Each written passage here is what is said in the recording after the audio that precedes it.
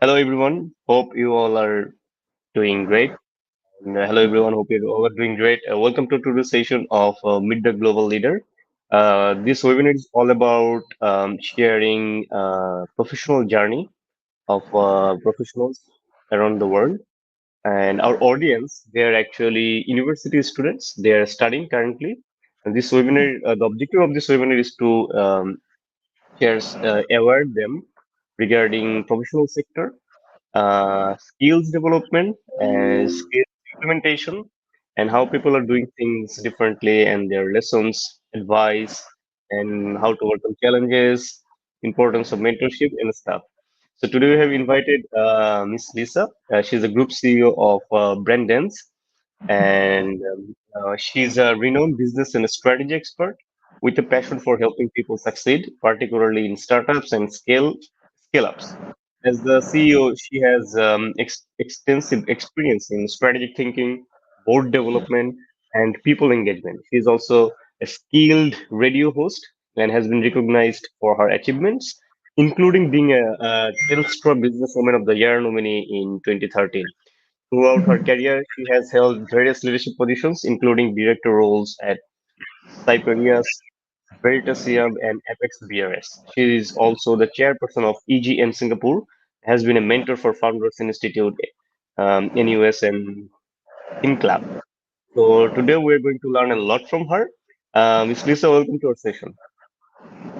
Thank you. Thanks for introducing me. I really appreciate that. Did you want me to introduce myself or how would you like me to start? Yeah, sure. So if you share about yourself, especially regarding your student life, how was your student life and uh, the things that helped you actually develop some skills before graduation, that would be really helpful. Sure, sure. So going back to my student life was a little bit of time ago compared to everyone else in the audience. So thank you for listening. So I did my university in South Australia, which is Adelaide University in Australia. Some of you may know the university. It is ranked quite highly globally. It's one of our top universities in Australia, but a very, compared to, particularly to India, quite a small campus. An old campus in the middle of the city, but very lovely, very old-fashioned, quite English in respect. Still had the big old library, still does today. So a lot has changed since my student days compared to yours. But I think one of the things that really stood out in my memory of, what helped me in my student days, obviously apart from learning and studying and doing all the things that we have to do when we're at university, is that I was nominated and kind of put my hand up for at the same time, being one of the student councillors for some of the group camps, which is an interesting one because, I was still quite young, still learning as well. But I was seen as being someone who was quite mature and could lead others and make sure they made the right decisions. Not that I really understood that when I was at university, right? You don't really quite get it at that point in time. But so what I did was I became one of the counsellors for group camps. Now, group camps in Australia, I'm not sure if you do them at your university, but during the first year at university in Adelaide, there was a big focus on getting to know your peers. Trying to make people feel comfortable so they could study with others, that they could feel accepted within the university and really help them in their careers moving forward and their learning journey. So we used to do these 2 and 3 night camps where we would take a group of freshmen, so first year university students, out to somewhere in the countryside, normally coastal. South Australia is very coastal, so it'd normally be at least a 2-hour drive out of the city. So they're away from their friends and family network and really had a chance to bond with their other students and peers. And so I was one of the people who was responsible for making sure everyone was safe, that they had an ear to listen to, that everything flowed and it worked, and went forward. Now, obviously, being in university myself, I had very little prior experience. So it was really jumping in the deep end and working with a group of seniors who had done it before, listening, understanding. And what I didn't realize at the time was that I was really developing my leadership skills. It was that opportunity where I wasn't just doing my uni stuff and learning, but I was with a group and helping them achieve and helping them come together as a friendship group and a study group and move forward together. So I think that was one of the things that really stood out for me. I was really glad I put my hand up for that and said yes. It would have been a lot less time consuming if I said no. I would have been out having the parties with everyone and having the fun rather than going to these meetings and structuring a camp and looking after people and making sure welfare was achieved. But I really now realize how much I learned during that process. Everything from the leadership, the people management, the project management, the planning, how do you communicate out to this group of people? And don't forget, this was before email, right? It's going back, this is the 90s for me. So email was only just coming out. Mobile phones weren't really there. A couple of the rich kids had a mobile phone, but that was about it. So communication really was the old way of doing it. It was by posters in the university. It was by getting group meetings together so you could speak to people and communicate verbally. So it was quite a different time, but it taught me a lot.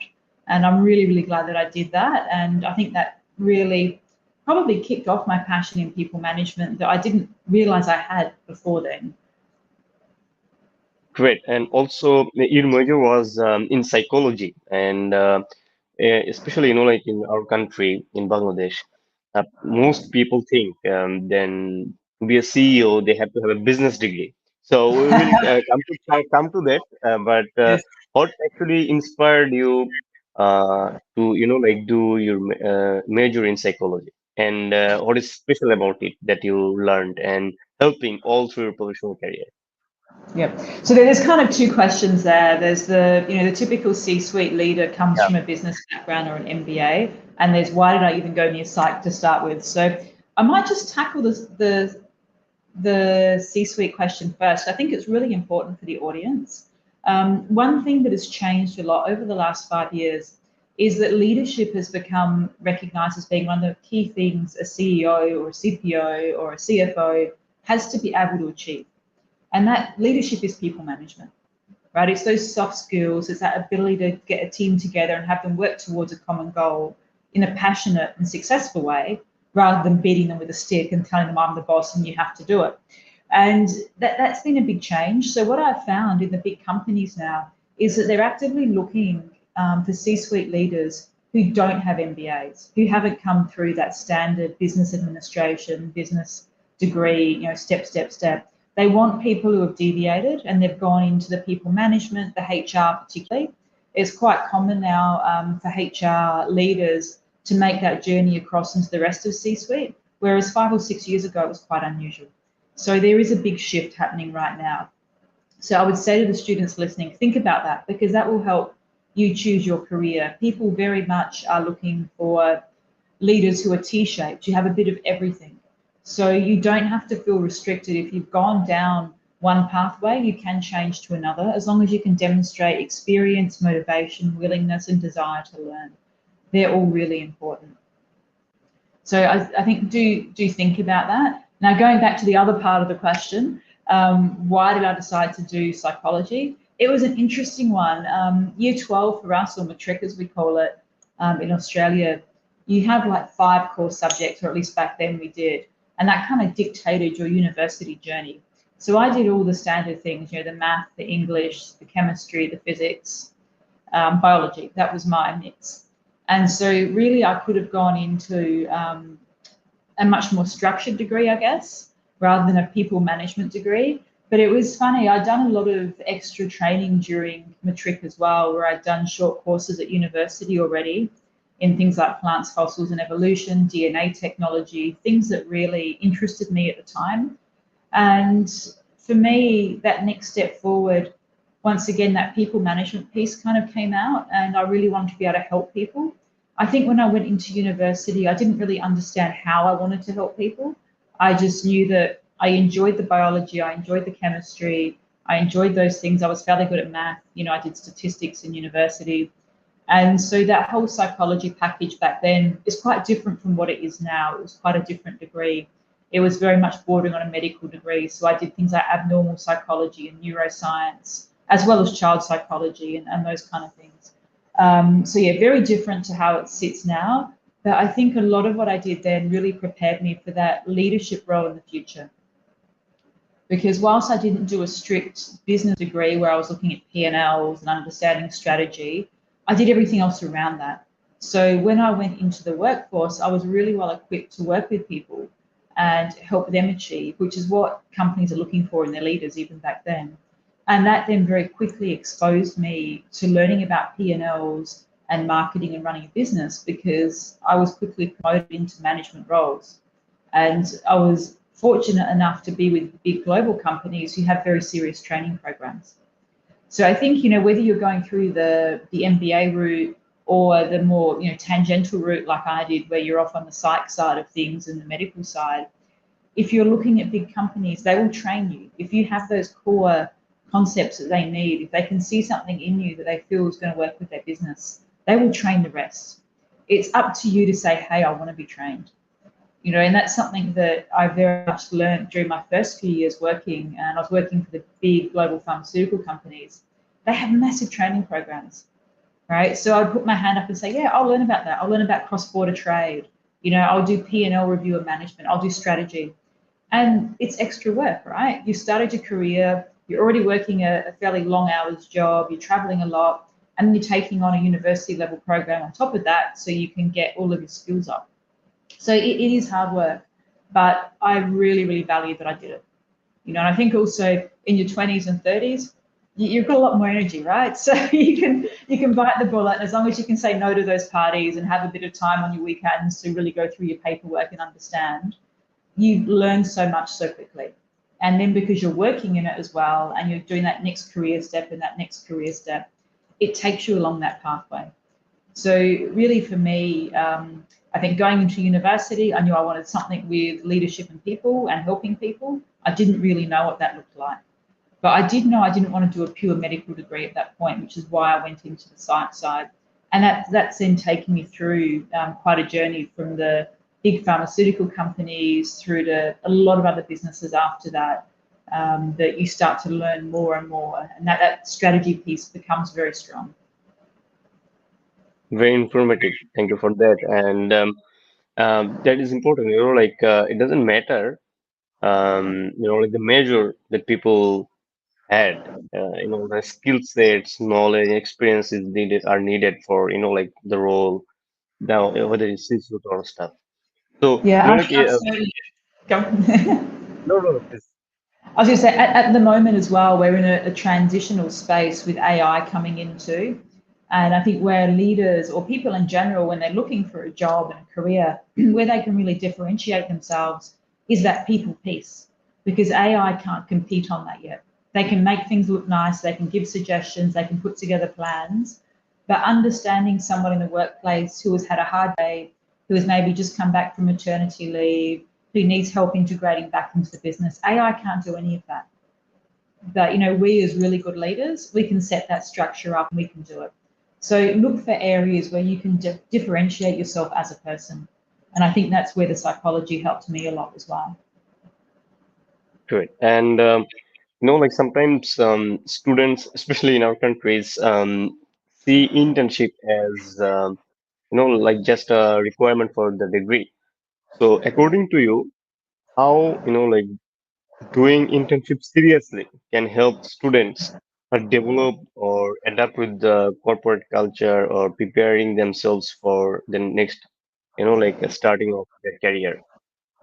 Yeah, look, it's interesting because I grew up in Australia, but I've spent the last 8 years in Singapore, and between those two things, I've worked globally. So internship means very different things in different countries. So in Australia, it's not really a thing, right? It's occasionally someone gets pushed to do an internship because their parent has a senior role, right? So it's not the structured one that we see in India or in Singapore. Singapore, it's very serious. Singapore, you finish your degree, you look for your internship. Well, actually, you look for your internship a year before you finish your degree. And you desperately want to get into those big companies so you can make a mark and understanding. And, the way I see it run in Singapore, I think helps a lot of people because they go in normally for 8 to 12 months. It depends on where they're at in their degree, and they're working directly in a business, or at least the ones I've worked with, they're given a lot of responsibility. Now, it's a bit of give and take here. You've got to be careful. You don't want to be dropped in the deep end and not know what you're doing at all. But a good company who runs regular interns normally knows how to induct you, to get you set up, make sure you've got all of the tools of the trade that you need. And when I say tools of the trade, I mean, depending on the business, it could be a laptop, It could be understanding of publishing technology. It could be understanding of loading information into a buying worksheet, so then you can do extrapolations to understand what your bestseller is and how much it costs. There's lots of different internships that you can go into depending on your passion. But I think with internship, I find it really valuable because people can come in. It's not a promise, right? So you don't have to feel bad if you as a student come in and go, right, I've learned all this stuff, but gee, I hate it. This is not the job I want to do ever in my life. And that's not unusual, right? That's okay, because that helps you then say, I know what I do like. I've looked at this job and I can see the things I enjoy and I can see the things I really don't enjoy that I know I won't be able to be long term here. And then you can start structuring your career from there. And I would always say, if you're going into that internship, and I know it's hard, particularly culturally in Asia, you don't want to ask too many questions because you don't want to appear like you're doing the wrong thing, and you don't want to pressure the more senior people into answering you when you think maybe your question isn't very good and you don't want to look silly. But the best internships that I see, the most successful, are those who ask the questions. And I know it's a hard thing to get over sometimes, but if you've got, a reasonably good mentor that's running your internship program, they will set aside every week for you to ask these questions. So they'll have time for you.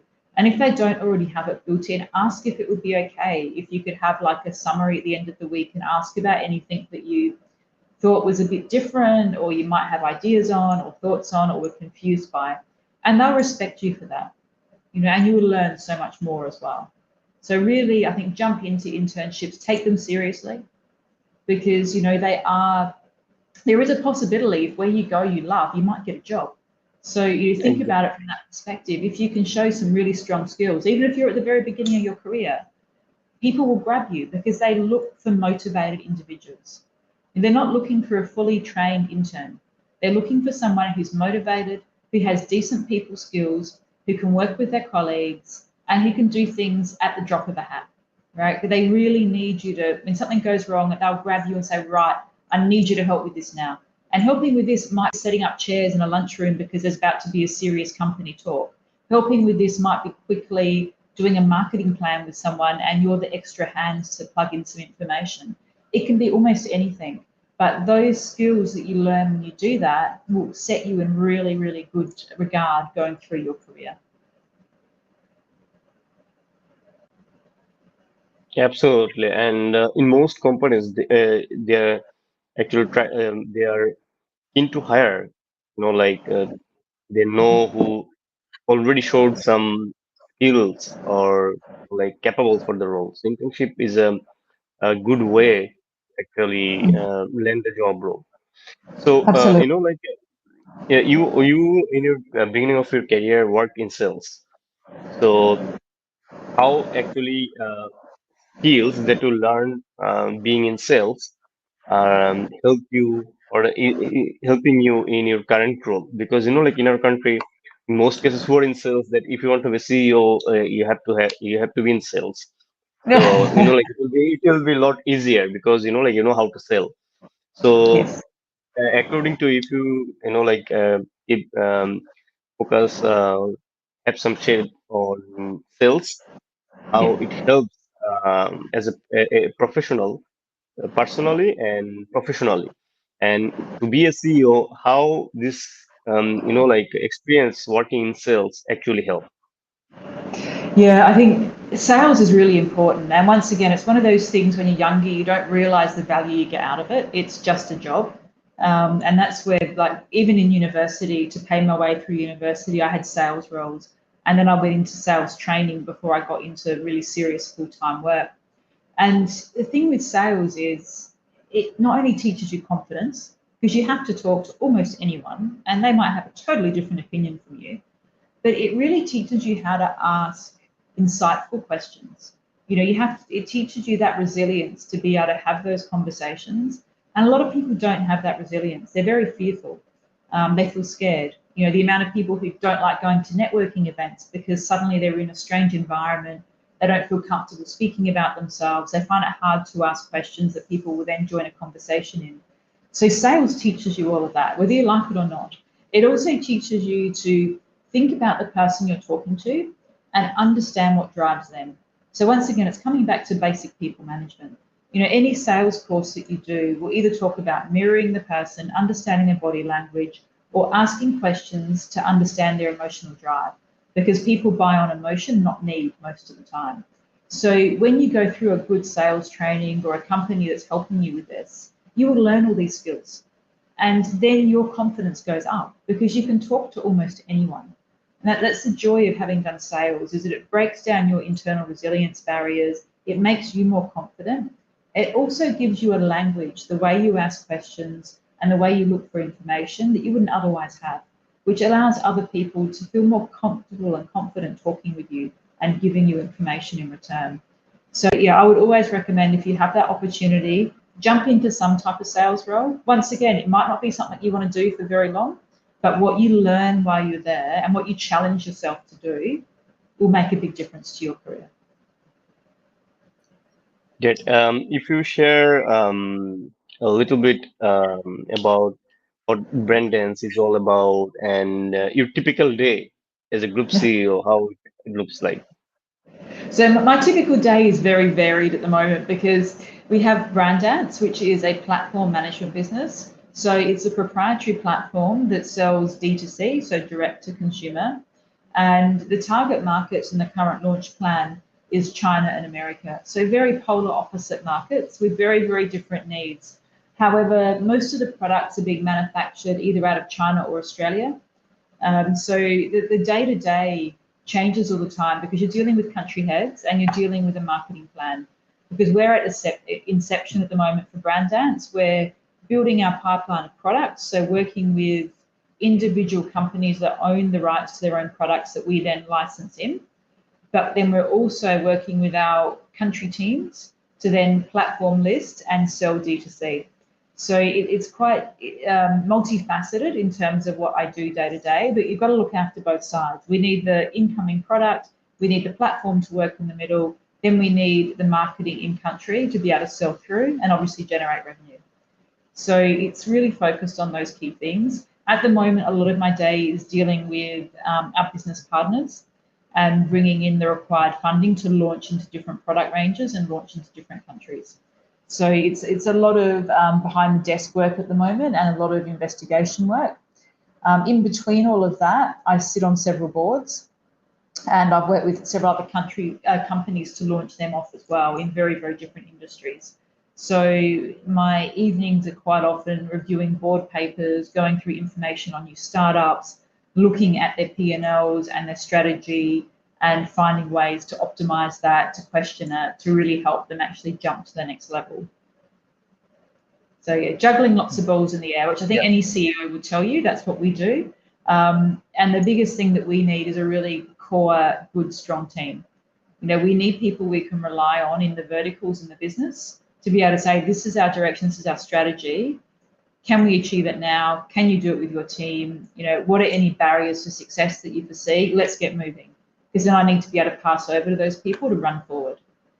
I mean, yes, I check in, yes, I support, but you need to be able to trust your people to move the business.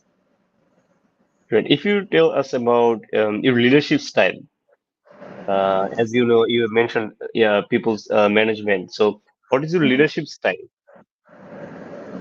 So I like to think, and I always ask my people this as well. I like to think I'm quite an authentic leader. A lot of the radio show host talks that I've done is all around leadership authenticity and being honest with your people and being able to develop that direct relationship where you can have the conversations that can be very scary, but they're done in a positive and successful way.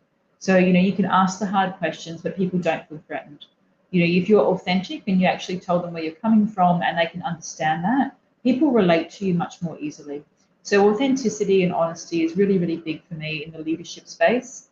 I believe that, people are the heart and soul of the business. So you need to cater to that. People aren't just numbers on a page, even when you've got thousands of staff. They're individuals. So you need strong managers and leaders through your business who understand people management, who understand things like servant leadership. It's where you're encouraging your people to succeed and you're supporting them to get there before you start looking after yourself, which is hard for a lot of senior leaders because they put themselves first. And that's not the way I like to lead. I look at the overall picture. I like to engage people in our vision. I like to support them to their success. And I'll always say to my people, if you see an opportunity outside of this business, if you see a training thing, if you see something you want to get involved in that isn't directly aligned, but it's going to increase your skills, I'm going to support them to achieve it. Even if that means a couple of weeks' time off to go overseas, to go to a training course, I'm happy to get that into the schedule because what they get out of that is so valuable. And what we as a business get out of it is even more valuable. And, recognizing the fact that my people aren't going to stay forever. They're going to have other experiences in a few years' time, and we're not going to be able to stop them from doing that. We should be encouraging them and letting them learn as much as possible while they're with us because it benefits all of us. Great. You have mentioned earlier regarding, mentor for supervisor in internship program. So for students, how important it is to, have a mentor or mentors in there to, to help them decide different things or get support or seek support or assistance. Yeah, look, it's really about that seeking support piece because I think always the risk with internships, particularly in companies that are busy and maybe they haven't really planned how to look after their interns and they kind of just throw you in the deep end and they give you all this work to do. If all you're doing is head down, bum up, doing paperwork, push, push, push, push, push, you're not learning a lot. You're learning some things, but you're really just becoming almost an automaton, just kicking stuff out. So this is where having a mentor or someone who is responsible for your welfare in the workplace is really important because that person will help you understand what you're learning, will help you look for other opportunities and help you get involved in project teams. As an intern, you quite often have the luck of being very easily involved in project teams. So, you might be there to take the notes, right? You might be there to tidy up the paperwork and publish the information and send it out after the meeting. But the stuff you're listening to is really important. And typically with the interns, once you've been there for a month or two, you do have a voice, right? People aren't going to ignore you. So you might be typing something up and you might say, how does this work? Or do I need to send it to this department? You do start to get some input in and then, people will give you feedback, which I think is really important. You can start to look at those projects and understand them much more. Great. And in business world, there are struggles, challenges. So how do you advise to those who are, who is struggling to find their place in the business world? So you're talking about people who are trying to find a job or people who are just struggling in the job that they're Yeah. in? No, that's Yes. find a job in business world. Yeah. I think with this, I mean, it's different in every country to a certain extent. But really, if you're struggling to find a job, the first thing is your self-talk, right? It's really important that you don't start doubting yourself because it's very easy to go, it's me. I'm not getting a job, I'm not good enough, I don't have this, I don't have that.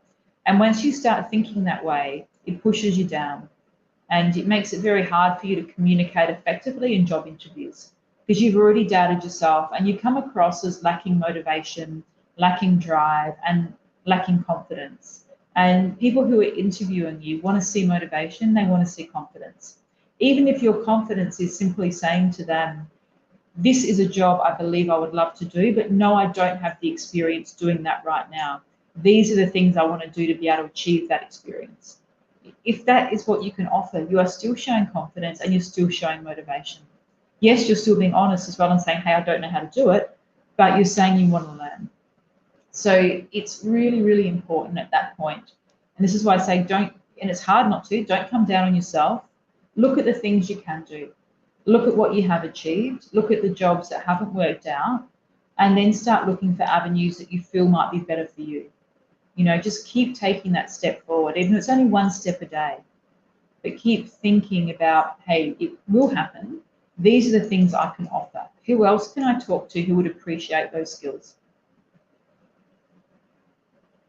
Absolutely. So if you combine or share some key skills that you have developed and are very crucial for people who are in corporate world, according to you. if you share from based on your experiences some key skills that you have developed and it has been helping you, doing things efficiently. Absolutely. So I think early on, we've already touched on being a salesperson because it teaches you confidence and resilience. The next thing, if you've already done that, I would focus on coaching skills. And this is the joy of our current era with everything being online, or even asking Chat GPT. You can find out a lot about how to be a great coach. Now, you're not going to go out there and coach basketball or football or anything else, but you want to be able to coach the people you work with, even if they're not reporting to you.